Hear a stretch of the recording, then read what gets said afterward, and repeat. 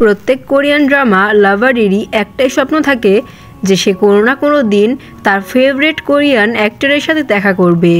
তবে কেমন হবে যখন আপনারই ফেভারিট 7 জন কোরিয়ান অ্যাক্টর আপনার সাথে দেখাও করে এবং আপনার সাথে প্রেম করারও প্রস্তাব জানায়? বিষয়টি কেমন হবে? বিষয়টি স্বপ্নের মতো হলেও বিষয়টি এই ড্রামায় বাস্তব রূপে প্রমাণিত হতে চলেছে। ড্রামাটি খুবই অদ্ভুত হলেও ড্রামাটি বেশ মজাদার এবং বেশ রোমান্টিক। আশা করি ড্রামাটি আপনাদের ভালো লাগবে। তো চলুন বন্ধুরা, এই অসম্ভব সুন্দর ড্রামাটি শুরু করা যাক। তো গল্পের শুরুতে এখানে আমরা একটি হোটেলকে দেখতে পাই, যে হোটেলে কাজ করতো আমাদের ফিমেল লিড সুজিন। তো আজ তার 25তম জন্মদিন ছিল। তার ফ্রেন্ডরা তাকে উইশ করছিল, তবে সে আফসোস করছিল কারণ তার এই 25 বছর বয়সেও একটি বয়ফ্রেন্ড জুটলো না। ঠিক তখনই সেখানে একটি হ্যান্ডসাম ছেলে আসে। তখন সে মনে করতে থাকে এই ছেলেকে দিয়ে হয়তো সে কিছু করতে পারবে। তবে তখনই তার মনে থাকা সেই ফুলটি ছেলেটি ছিঁড়ে ফেলে, কারণ ছেলেটির অলরেডি একটি গার্লফ্রেন্ড ছিল।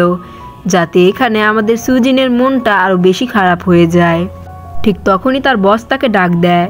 সে তার বসের সেখানে যাওয়ার সময় তার ফেভারিট 7 জন কোরিয়ান অ্যাক্টরকে দেখতে পায়। তখন সে মনে মনে বলতে থাকে, জিস, আমার যদি এরকম 7 জনের মধ্যে একজন হলেও তাও আমি মেনে নিতাম। আমার এরকম একটি বয়ফ্রেন্ড প্রয়োজন। ঠিক তখনই সেখানে একজন মহিলা আসে এবং এই মহিলাটি ভুলবশত তার পাসপোর্ট সেই হোটেলেই ফেলে দিয়ে যায়। যখন সুজিনের তার পাসপোর্টের উপর নজর যায় তখন সে মহিলাটিকে সব জায়গায় খুঁজে, তবে মহিলাটিকে সে কোথাও খুঁজে পায় না। তারপরে আর কি খুঁজে না পেয়ে সে আবারও সেখানে চলে আসে। তারপরে এখানে তার কিছু বান্ধবীদের সাথে সে কথা বলছিল। তারা বলছিল তারা তো সেই মহিলাটিকে দেখেইনি। ঠিক তখনই সেখানে সেই মহিলাটি চলে আসে এবং তার পাসপোর্টটি সুজিন দিয়ে দেয়। সুজিনের এত রেসপন্সিবিলিটি এবং তার ভালো মনের জন্য মহিলাটি তাকে বলে যে তুমি আজকে আমার কাছে যা চাবে আমি তোমাকে তাই দেব। তবে সুজিন বারবার মানা বলছিল। ঠিক মহিলাটির এত জোরাজোরিতে সুজিন ভাবতে থাকে যে সে কী চায়। ঠিক তখনই মহিলাটি বলে ওঠে যে আমি জানি তোমার 25 বছর বয়স, অথচ তোমার এই পর্যন্ত একটা বয়ফ্রেন্ডও নেই। কথাটি শুনে সুজিন প্রচণ্ড অবাক হয়ে যায়। ঠিক তখনই মহিলাটি বলে যে তোমার পিছনে আমি 6টি কার্ড রেখেছি। এখন 1 সেকেন্ডের মধ্যে তোমার সেই 6টি কার্ডের মধ্যে একজন হ্যান্ডসাম ছেলে তোমার সাথে দেখা করতে যাবে। তারপরে সে তাকে 6টি কার্ড দেখায়। তারপরে মহিলাটি তাকে দেখে চোখ মারে। এরপরে মহিলাটি সেখান থেকে চলে যায়। ঠিক তখনই সময় কিন্তু উল্টোভাবে কাজ করতে শুরু করে দেয়। ঠিক সেখানে একটি হ্যান্ডসাম ছেলে আসে।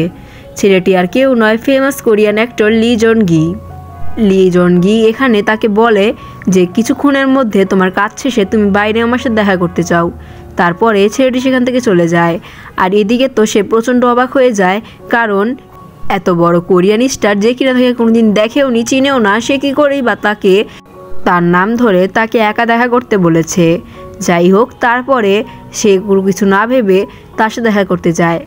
লি জন গি এখানে খুব স্টাইলিশ একটি ফ্যাশনে তার কাছে যায় এবং তাকে বলতে থাকে আমি তোমার সাথে ডেট করতে চাই। ঠিক তখনই সে বলে আমি সিরিয়াস, আর আমি তোমার সাথে কি করি বা যেতে পারি। ঠিক তখনই জোর করে সে তার হাত ধরে তাকে তার গাড়িতে করে তার বাসায় নিয়ে যায়। তো এতক্ষণ তো সে কিছুই বিশ্বাস করছিল না। তবে যখন সে তাকে তার ঘরে নিয়ে যায় এবং তাকে ডিনার ট্রিট দেয় তখন তো সে পুরোপুরি বিশ্বাস হয়ে যায় যে আসলে এখানে কোনো না কিছু হতে চলেছে। যাই হোক, তারপরে খাওয়া শেষে লি জন গি তাকে একটি জায়গায় নিয়ে যায় এবং সেখানে তার ছোটোবেলার ছবি দেখায়। তবে এখানে সে তো অবাক হয় তখনই যখন সে দেখতে পারে যে তার ছোটোবেলার ছবিগুলো কী করেই বা চেঞ্জ হয়ে গেল। ঠিক তখন এখানে লি জন গি বলতে থাকে যে ছোটোবেলা থেকে আমি তোমাকে অনেক পছন্দ করতাম, আর ছবিগুলো আমি লুকিয়ে লুকিয়ে তোমার জন্য তুলেছি, আর আজকে আমি তোমার জন্মদিনে তোমাকে সারপ্রাইজ দিতে চাই। এরপরে সে তার জন্মদিনের জন্য তাকে একটি ফুল দেয় এবং তার মনের কথা সে জানিয়ে দেয়। সে বলে আমি ছোটোবেলা থেকেই তোমাকে অনেক পছন্দ করতাম, আর আজ আমি তোমাকে নিজের করে পেতে চাই। এরপরে সে সুজিনের কাছে যায়। সে ঠিক যখনই তার মুখের সামনে রাখে তো আমরা দেখতে পারি এখানে এতক্ষণ যা ঘটছিল তা শুধু সুজিনের স্বপ্ন ছিল। আর ঠিক তখনই সেই কার্ডে লি জন গিয়ের ছবি লেগে যায়। তার মানে এগুলো স্বপ্ন ছিল না। যাই হোক, তার 2 জন বান্ধবী তাকে বলে যে ফেমাস কেপপ আইডলদের একটি ভোট হচ্ছে, আমরা তো আমাদের বসকে ভোট দিয়েছি, তুমি কাকে ভোট দিয়েছো। তখন সে ভাবতে থাকে তাদের বস আবার কবে কেপপ আইডল হলো। ঠিক তখনই তার সামনে পার্ক হেজিন নামে একজন ফেমাস কোরিয়ান অ্যাক্টর তার হাত থেকে মোবাইল কেড়ে নিয়ে বলে ডিউটির সময় ফোন দেখা বারণ। তখন সে বলতে থাকে যে হ্যাঁ আমি জানি, তবে তুমি কে। তো এখানে সে কিছু বলে না এবং সেখান থেকে চলে যায়। তো তখনই তার দুজন বান্ধবী বলে যে আরে তুই চিনতে পারছিস না, এই তো আমাদের বস, যে কি না কালকেই নতুন শিফট হয়েছে। তখন তো সে অবাক হয়ে যায়, কারণ একজন ফেমাস কোরিয়ান অ্যাক্টর তাদের কী করেই বা বস হতে পারে। যাই হোক, তো তার বস তাকে ডাকে। সে বেশ ভয়ে ভয়ে তার বসের রুমে যায় এবং তার বসকে দেখে। সে ভাবতে থাকে সে হয়তো পাগল হয়ে গেছে, একজন ফেমাস কোরিয়ান অ্যাক্টর তাদের বস কী করে হতে পারে। ঠিক তখনই হেজিন তাকে তার ফোন দিয়ে বলে যে আজকে রাতে তুমি কি ফ্রি আছো, নাকি তোমার বয়ফ্রেন্ডের সাথে তুমি ডেটে যাচ্ছ। ঠিক তখনই সে বলে যে আরে না, আমার কোনো বয়ফ্রেন্ড নেই। তখন এখানে হেজিন বলে তাহলে আজকে তুমি আমাকে আমার কাজে সাহায্য করো, তার আগে চলো আমরা খেয়ে নিই। তখন এখানে সুজিনও রাজি হয়ে যায়। তারপরে তারা খাবার খেতে বসে যায়। সুজিন ভাবতে থাকে যে এত সুন্দর এত কুল হ্যান্ডসাম ছেলে যদি আমার বয়ফ্রেন্ড হতো কতই না ভালো হতো। তখন এখানে হেজিন তাকে বলে যে চলো তোমার কাজ শেষ হলে আমি তোমাকে বাসায় পিক আপ করে দিই। তারপরে সে সেখান থেকে চলে যায়। তখন সুজিন যখন তার ডেস্কে তার ছবি দেখতে পারে তখন সে মনে করে যে কিছুদিন আগে তার এরকম ছবি তার ডেস্কে সে পেয়েছিল। এটি হয়তো কোনো স্টকারের কাজ। সে তাকেই স্টকার মনে করে সেখান থেকে পালিয়ে যায়। ঠিক তখনই উপর দিক দিয়ে তার বস দেখে ফেলে এবং তার পিছু করতে থাকে। সুজিন এখানে ভয়ে লিফট অন করতে চায়, তবে যখনই লিফট খুলে তখন এখানে একজন লোক আসে এবং তার ছবি তুলে বলে যে আজ থেকে আমি তোমার আর কোনো ছবি তুলব না, এটাই তোমার জীবনের শেষ ছবি। তারপরে এই লোকটি অদ্ভুত অঙ্গভঙ্গি দিয়ে তার ছবি তুলতে শুরু করে দেয়। ঠিক তখনই তার বস এসে সেই লোকটিকে সেখান থেকে নিয়ে যায় এবং সুজিনকে বাঁচিয়ে ফেলে। তারপর সেই লোকটিকে পুলিশের কাছে ধরা দিয়ে তারা দুইজন একে অপরের সাথে কথা বলছিল। সুজিন এখানে তার উপর অনেক ইমপ্রেস হয়ে যায়। হেজিন তাকে বলে যে আমি যখন এই স্টকারের সম্পর্কে জেনেছি তখন থেকেই আমি তোমার পিছু করতাম এবং এই স্টকারের পিছু করতাম। আমি সবসময় চাইতাম তোমাকে প্রোটেক্ট করতে, যাতে সুজিন এখানে খুশি হয়ে যায়। তো এবার হেজিন তাকে বলে যে যেহেতু তোমার কোনো বয়ফ্রেন্ড নেই, তুমি কি চাও যে তুমি আমার গার্লফ্রেন্ড হবে? আমি তোমাকে অনেক পছন্দ করি, তোমার সাথে থাকতে থাকতে আমার তোমাকে অনেক পছন্দ হয়ে গিয়েছে। তো এখানে সুজিন তার এত বাহাদুরি এবং তার হ্যান্ডসাম লুক দেখে রাজি হয়ে যায়। হেজিনও যখন তার মুখের সামনে মুখ আনে ঠিক তখনই সময়ের মাত্রা শেষ হয়ে যায় এবং সুজিন আবারও তার রিয়েল ওয়ার্ল্ডে ফিরে আসে। তো এবার আবারও হেজিনের ছবি সেই কার্ডের মধ্যে ফুটে ওঠে, যাতে সুজিন আবারও অবাক হয়ে যায়। তারপরে সে তার দুজন কলিগকে জিজ্ঞেস করে যে আমাদের বস কি চেঞ্জ হয়েছিল। তখন তার দুজন কলিগ বলে পাগল নাকি, আমাদের সেই বুইরা কাকা ছাড়া কি আর কোনো বস আসবে নাকি। যাই হোক, তারপরে আমরা দেখতে পারি যে তার ডেস্কে আজকে একটি পেন ড্রাইভ ছিল, যাতে সে আবারও অবাক হয়। এরপরে সে যখন তার বাসায় যাচ্ছিল তখন একজন ছেলে এসে তাকে প্রোটেক্ট করে। ছেলেটি আর কেউ নয়, বিখ্যাত কোরিয়ান অ্যাক্টর জি ছাংহুক। সে এখানে তার কাছ থেকে তার পেন ড্রাইভ চায়, যাতে এখানে সুজিনও তাকে দিয়ে দেয়। তারপরে সে সেখান থেকে যাচ্ছিল। ঠিক তখনই তাকে একজন লোক তার মাথার মধ্যে বন্দুক দিয়ে তাকে ঠেকিয়ে ফেলে। লোকটি বলে যে আমি জানি তুমি একজন সিক্রেট এজেন্ট। তখন এখানে সুজিন বলে যে না, ও তো একজন ফেমাস কোরিয়ান অ্যাক্টর। ঠিক তখনই সেই লোকটি তাকে বলে যে আমিও একজন সিক্রেট এজেন্ট। ঠিক তখনই এবার সুজিনের সাথে তাদের মারামারি লেগে যায় এবং এখানে সুজিন এটা দেখে অবাক হয় যে সে এত ভালো ফাইট কি করে শিখলো। ঠিক তখনই তারা সেই লোকটিকেও হ্যান্ডেল করে ফেলে। জি ছাংহুক তাকে বলে আমি সরি তোমার সিক্রেটটি রিভিল করে দেওয়ার জন্য। তারপরে সে তাকে তার বাসায় ড্রপ করে দেয়। সে যখনই তাকে বাসায় রেখে সেখান থেকে যাবে, যেহেতু তার গুলি লেগেছিল তাই সে সেখানে মাটিতে লুটিয়ে পড়ে। সুজিন তাকে ব্যান্ডেজ করে দেয়। তখন এখানে সে তাকে বলে যে আমি সরি, আমার জন্য তোমাকে এত বছর পর আবারও বিপদে পড়তে হলো। সুজিনের কিছুই মাথায় ঢুকে না যে সে কী বলছে। জি ছাংহুক তাকে তার কাছে ডাকে এবং সে তখন তাকে সব কথা খুলে বলে যে যখন আমরা দুইজন এজেন্সিতে ছিলাম তখন কতই না ভালো ছিল, তবে সমস্যা তো এই জন্য হলো কারণ আমি তোমাকে ভালোবাসতে শুরু করেছিলাম, যার জন্য আমরা দুইজন এখন আলাদা আলাদা জায়গায় রয়েছি। আমার মনে হয় যে আমি তোমার জীবনে কোনোদিনও থাকার যোগ্যই না। আর এই সব কিছু কিন্তু সুজিনের মাথার উপর দিয়ে যাচ্ছিল, কারণ সুজিন তো কোনোদিন জানতোই না যে সে এজেন্সিতে থাকতো এবং তার এতই বা ক্ষমতা রয়েছে। যাই হোক, এখানে জি ঝাংহুক এত ইমোশনাল হয়ে যায় যে সে তাকে বলে যে আমি সরি, তোমার জীবনে আবারও ফিরে আসলাম। কথা বলে সে সেখান থেকে চলে যাচ্ছিল। ঠিক তখনই সেখানে যাওয়ার সময় সুজিন তাকে ডাক দেয় এবং বলে যে কোথায় যাচ্ছ, থেকে যাও আজকের রাতটি। কথাটি শুনে জি জাংহুক ইমোশনাল হয়ে তাকে বলে যে আমার উচিত ছিল যে তোমার সাথে সবসময় থেকে যাওয়া, আর আজ থেকে আমি তোমার সাথে থাকবো, তোমার জীবনে আমি আবারও ব্যাক করব। আর তার ইমোশনাল কথা শুনে সুজিনও এখানে তার উপর ইমপ্রেস হয়ে যায়। তো আগের বারের মতো এবারও সে যখনই তার মুখের সামনে যায় ঠিক তখনই স্বপ্নের মতো তার সমস্ত কিছু আবারও বর্তমানে ফিরে আসে। তো সে বিরক্ত হয়ে বলে, ধুর আর ভাল লাগছে না, না হচ্ছে প্রেম না হচ্ছে অন্য কিছু। এই কথা বলতে না বলতে ঠিক তখনই সেখানে তাদের কিছু চাইনিজ গেস্ট আসে। তখন তার বস তাদের সাথে তার দেখা করিয়ে দেয় এবং বলে যে এরা যতক্ষণ আছে তুমি ততক্ষণ তাদের সাথে থেকো। সে তো অবাক তখনই হয় যখন সে অনর্গল চাইনিজে কথা বলছিল। সে বলে যে আমি আবার কবে চাইনিজ শিখলাম। তারপরে সে যখন হোটেল থেকে বাইরে যায় তখন সে একটি আবারও কোরিয়ান অ্যাক্টরকে দেখতে পায় যার নাম হচ্ছে কাই। যাতে এবার তো সে আরও বেশি অবাক হয়ে যায়। যাই হোক, তো কাই এখানে তাকে বলে যে আরে তোমার সাথে ডেট করে তো কোনো মজাই নেই, আরে তুমি আমার আগের চাইনিজ টিচার ছিলে, এখন তুমি আমার গার্লফ্রেন্ড হবে। এরপরে সে তার হাত ধরে সেখান থেকে নিয়ে যায়। সুজিন বলতে থাকে যে এবার আমি এর চাইনিজ টিচার। যাই হোক, তারপরে তারা দুইজন অনেক সময় উদযাপন করে। অন্যদের থেকে এখানে কাই একটু তার প্রতি একটু বেশি কেয়ার দেখাচ্ছিল। যাই হোক, তারা যখন লাঞ্চ করতে যায় এখানে তো সুজিন খাবার কম খাচ্ছিল, তার দিকে বেশি তাকিয়েছিল। তখন সে ভাবতে থাকে যেহেতু আমার স্টুডেন্ট তাই ওর সাথে আমার এত বেশি ক্লোজ হওয়ার কোনো প্রয়োজন নেই।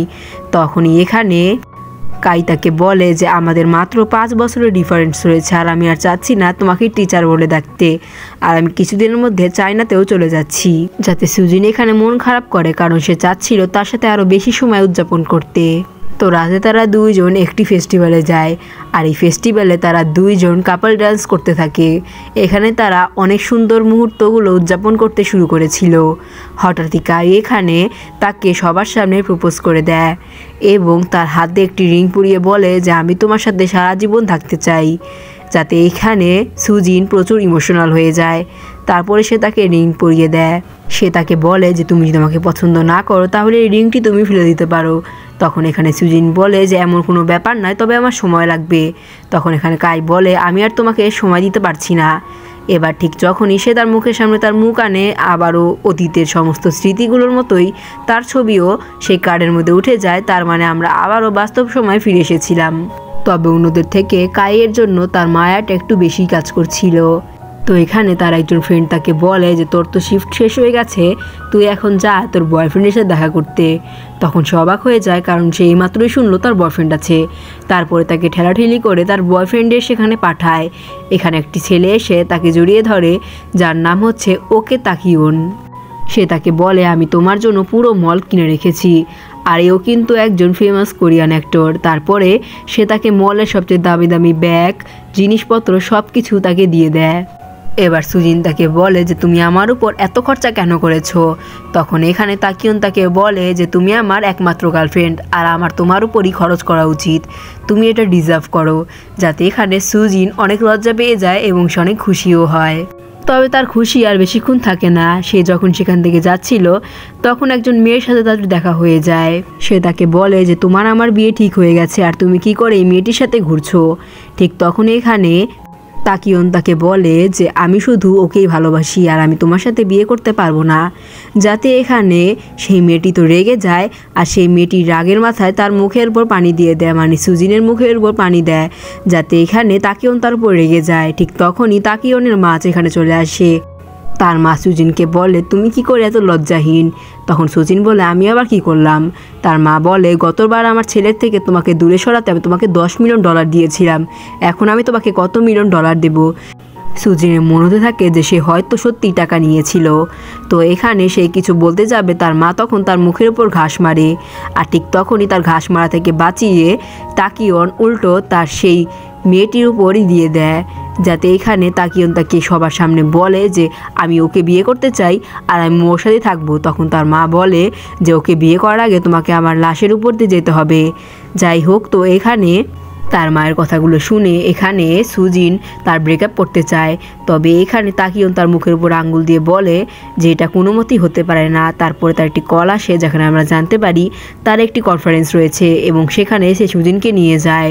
এরপর সে কনফারেন্সে সবার সামনে বলে আমি আমার মা বাবা পরিবারকে সব কিছু ত্যাগ করছি এবং আমি তাদের ত্যায্য সন্তান। যাতে সবাই এখানে অবাক হয়ে যায়। একজন রিপোর্টার তাকে কোশ্চেন করে যে আপনি কেন সব কিছু ছাড়ছেন। তাকিয়ন বলে, এই পাশের মেয়েটিকে দেখছেন, এই হচ্ছে আমার জীবন, আর এর সাথে আমি সারা জীবন কাটাবো, যার জন্য আমি সব কিছু ছাড়ছি। তারপর এখানে মিডিয়ার সামনেই সুজিন যখন তার মুখের সামনে তার মুখ আনে, ঠিক তখনই আবারও আগের মতো সমস্ত কিছু স্বপ্নের মতো করেই আবারও বর্তমানে ফিরে আসি আমরা। তো সুজিন এবার সব কিছুতে বিরক্ত হয়ে যায়, কারণ তার কিছুই হচ্ছিল না। তখনই সেখানে একজন লোক তাকে ধরে নিয়ে যায় এবং বলে যে তোমার এখন শুটিং রয়েছে, তুমি তাড়াতাড়ি আসো। তারপরে সে তাকে একটি শুটিং স্পটে নিয়ে যায় এবং সেখানে আমাদের শেষ হিরো লি জং সুকের সাথে দেখানো হয়। মানে সেই মহিলাটি 6টি কার্ড দিয়েছিল, আর এই 6টি কার্ডের মধ্যে ও হচ্ছে শেষ হিরো। যাই হোক, সে বিশ্বাস করতে পারছিল না যে সে এত বড় কোরিয়ান স্টারের সাথে অ্যাক্টিং করবে। ডাইরেক্টর এখানে তার নার্ভাস ফিল দেখে তাকে বলে যে তুমি যদি অ্যাক্টিং করতে না পারো তাহলে আমি একজনকে রিপ্লেস করে নিব। ঠিক তখনই সেখানে একটি কর্মচারী কাজ করবে বলে বারবার হাত দেখাতে থাকে। তখন এখানে লি জংসুক তাকে বলে যে এর কোনো প্রয়োজন নেই, ওই আমাদের নায়িকা, আর ওর সাথেই আমি কাজ করব। যাই হোক, তারপর ডাইরেক্টর তার মুখের কথা শুনে তাকে সেখানে রেখে দেয়। তো এখানে এত কিছু দেখে সুজিনও খুব খুশি হয়। তো এইখানে তাদের শুটিং শুরু হয়ে যায়। তো শুটিংয়ের মূল সিস্টেম ছিল যে এখানে তারা দুইজন হেঁটে হেঁটে কাপলের মতো করে আসবে। তো তাদের শুটিং যখন স্টার্ট হয় তখন এতই নার্ভাস ফিল হচ্ছিল সুজিন যে ঠিকমতো সে হাঁটতে পারছিল না। বিষয়টি দেখে ডাইরেক্টর বলে যে এখন কি আমি তোমাকে হাঁটা শেখাবো? তারপরে লি জংসুক তাকে বলে কোনো ব্যাপার না, আমরা আবারও রিশুট করি। এবার লি জংসুক তাকে কমফোর্ট করে, যাতে এখানে সুজিন খুব খুশি হয়ে যায়। এভাবে কিন্তু তাদের কোনো শুটিংই ভালো করে হচ্ছিল না, কারণ এখানে সুজিন নার্ভাস ছিল, যাতে ডিরেক্টর তো মাথা গরম হয়ে যায়। আর এখানে লি জংসুক একটি মুচকি হাসে। তারপরে এখানে ডিরেক্টর বলে আমার মনে হয় সুজিনের পরে আমাকে অন্য কোনো অ্যাক্ট্রেসকে নিতে হবে। লি জংসুক রেগে গিয়ে বলে যে না, আমার ওকেই লাগবে। তো এখানে সুজিন বেশ অবাক হয়। তারপরে তারা ব্রেকে চলে আসে, আর এখানে ব্রেকে লি জংসুক তাকে বলে যে আমার মনে হয় তোমার আমার সাথে একটু কমফোর্টেবল হয়ে কথা বলার প্রয়োজন। তো এখানে সুজিনও তার সাথে কমফোর্টেবল হয়ে হ্যালো বলে, যাতে এখানে লি জংসুক তার উপর খুশি হয়ে বলে ওয়াও, তুমি তো খুব তাড়াতাড়ি সমস্ত কিছু শিখে যেতে পারো। সুজিন চাচ্ছিল না বাকি 5 জনের মতো ও একটি স্বপ্ন হোক, তাই সেখানে রুডলি হয়ে বলে যে আমরা সব কিছু করতে পারি, শুধু আমরা সিনেমার মধ্যে অন্য কিছু করতে পারবো না। যাতে এখানে তার এরকম কথা শুনে লি জংসুক এখানে হাসতে থাকে এবং বলে যে হ্যাঁ আমি জানি তুমি এগুলো করবে না, আর চিন্তা নেই, আমিও এগুলো করি না। যাই হোক, এখানে তারা অনেকক্ষণ একে অপরের সাথে কথা বলে একটি ভালো বন্ডিং সৃষ্টি করে ফেলে। তারপরে ব্রেক শেষে তারা দুইজন আবারও তাদের শুটিংয়ে যায় এবং তারা খুব সুন্দর করে তাদের শুটিংটি শেষ করে, যাতে ডাইরেক্টর এখানে অনেক খুশি হয়। তো হঠাৎ এখানে ডাইরেক্টর তাদের দুজনকে বলে নেক্সট সিন কিন্তু আমাদের একে অপরের সাথে খুবই ক্লোজ করে একটি সিন হতে হবে, যাতে সুজিন অবাক হয়ে যায়। সুজিন তখন এখানে কিছু বলতে যাবে, তখন এখানে লি জংসুক তাকে বলে যে আরে ভাই, এটা শুটিং, এটা রিয়েল না। তারপরে তাদের শুটিং অন হয়ে যায়। বাকি 4 জনের মতো ওর অবস্থাও তেমনই হয়। ও ঠিক যখনই তার মুখের সামনে মুখ আনে, আবারও তার স্বপ্নটি ভেঙে যায় এবং শেষ কার্ডেও তার ছবিটি উঠে যায়। বেচারি সুজিনের তো এবার পুরোপুরি মনটা ভেঙে গিয়েছিল, কারণ 1বার 2বার নয়, সে পুরো 6 বার ধোঁকা খেয়েছে। যাই হোক, তার বান্ধবীরা তাকে রাগানোর জন্য বলে যে তোর তো কোনো বয়ফ্রেন্ডই নেই। তখন এখানে সে বলে আমার 6টা বয়ফ্রেন্ড আছে, আমার একটা প্রয়োজন হয় না। তারপরে সে সেখানে রাগ করে সেখান থেকে চলে গিয়ে মন খারাপ করে বসে থাকে এবং বলে যে আমার তো কোনো বয়ফ্রেন্ডই নেই, সেই 6 জনও তো স্বপ্নের মতোই রয়ে গেল। তখনই সেই মহিলাটি তার সামনে যায় এবং বলে কাহিনী কিন্তু এখানেই শেষ হচ্ছে না, আমি তোমাকে আরও একটি সুযোগ দিব। তো সেখানে বলে যে 6 জনের মধ্যে যে কোনো একজনকে তোমাকে চয়েস করতে হবে, তার সাথেই তুমি তোমার ফিউচার নিতে পারবে। তখন এখানে সুজিনের তো বেশ অবাক হয়ে যায়, কারণ সুজিন তো 6 জনকেই মোটামুটি পছন্দ করত। তো সেই 6 জনের মধ্যে কাকেই বা নিবে, যাতে সে আবারও প্রচণ্ড পরিমাণে চিন্তায় পড়ে যায়। নেক্সট সিনে আমরা দেখতে পারি সে খুব খুশি এবং কনফিডেন্টলি সে তার কাজ করছিল, যাতে তার বান্ধবীরা বলছিল যে ও মনে হয় বয়ফ্রেন্ড পেয়ে গিয়েছে। ঠিক তখনই সেখানে একটি হ্যান্ডসাম কোরিয়ান অ্যাক্টর আসে, যার নাম ছিল লি মিন হো। সে তখন তাকে বলতে থাকে যে তুমি হয়তো আমাদের কোম্পানি মডারেটর। তখন সে বলে আমরা কি একে অপরকে চিনি? যখন তো সে অবাক হয়ে যায়, কারণ সে মনে করতে থাকে এটাও হয়তো তার স্বপ্নের ওয়ার্ল্ড। তাই সে তার সামনে কনফিডেন্টলি যায় এবং তাকে বলে তুমি কি একজন ফেমাস কোরিয়ান অ্যাক্টর নাকি? যাতে সে এখানে বলে হ্যাঁ, তবে তুমি আমাকে এগুলো কেন জিজ্ঞেস করছো? তখন এখানে সুজিন তাকে বলে যে আমি জানি তুমি আমার জন্য পাগল। তখন এখানে লি মিন হো তাকে বলে যে তুমি কি পাগল হয়ে গেছো। তখন তার দুজন ফ্রেন্ড বলে যে আরে ওর কথায় কান দিবেন না, ওর কাজই তো সুন্দর সুন্দর ছেলেদের দেখলে এরকম উল্টাপাল্টা কথা বলে ইমপ্রেস করা। তবে তো এখানে সুজিন এটিকেও স্বপ্ন মনে করছিল। সে তখন তাকে বলে যে তোমার কি আমার নাম্বার প্রয়োজন। তখন এখানে লি মিন হো তাকে রেগে গিয়ে বলে যে সরি, আমি আপনার সাথে কোনো কথা বলতে চাচ্ছি না। আর ঠিক তখনই সেখানে সে তার দুইজন বান্ধবী লি মিন হোর কাছে ক্ষমা চায়। সুজিন এবার বুঝতে পারে যে এটা কোনো স্বপ্ন নয়, এটা আসলেই বাস্তব। তারপরে সে লি মিন হোর দেওয়ার বইটি বারবার পড়তে থাকে এবং সে লি মিন হোর কাছে দেখা করতে যায় এবং তাকে সরি বলে। লি মিন হো তাকে বলে যে তুমি যাওয়ার সময় একটি কার্ড ফেলে গিয়েছিলে। তারপরে সেই কার্ডটি সে তাকে দেয়, আর এই কার্ডটি সেই কার্ডগুলোর মধ্যেই যে কার্ডগুলো সেই মহিলাটি তাকে আগেও দিয়েছিল। এই কার্ডে যখন লি মিন হোর ফেস রিভিল হয় তখন তো সে বুঝতে পারে যে তার লাইফ পার্টনার আর কেউ নয়, লি মিন হো। কারণ অন্যান্য ছবিতে যেমন চলে যাওয়ার পরে মুখ দেখানো হয়েছে, তবে লি মিন হোর চলে যাওয়ার আগেই মুখ দেখানো হয়েছে। আর সেই মহিলাটির ম্যাজিক অনুযায়ী লি মিন হোই হচ্ছে তার লাইফ পার্টনার। সো এই সিনের মাধ্যমে আমাদের আজকের ড্রামাটি এখানে শেষ হচ্ছে। ড্রামাটি কেমন লেগেছে অবশ্যই কমেন্টে জানাবেন। ভিডিওটি ভালো লাগলে ভিডিওটিকে একটি লাইক করে চ্যানেলটিকে সাবস্ক্রাইব করে আমাদের পাশে থাকবেন এরকম নিত্য নতুন ড্রামা মুভি দেখতে। তো ধন্যবাদ সবাইকে এতক্ষণ পাশে থাকার জন্য।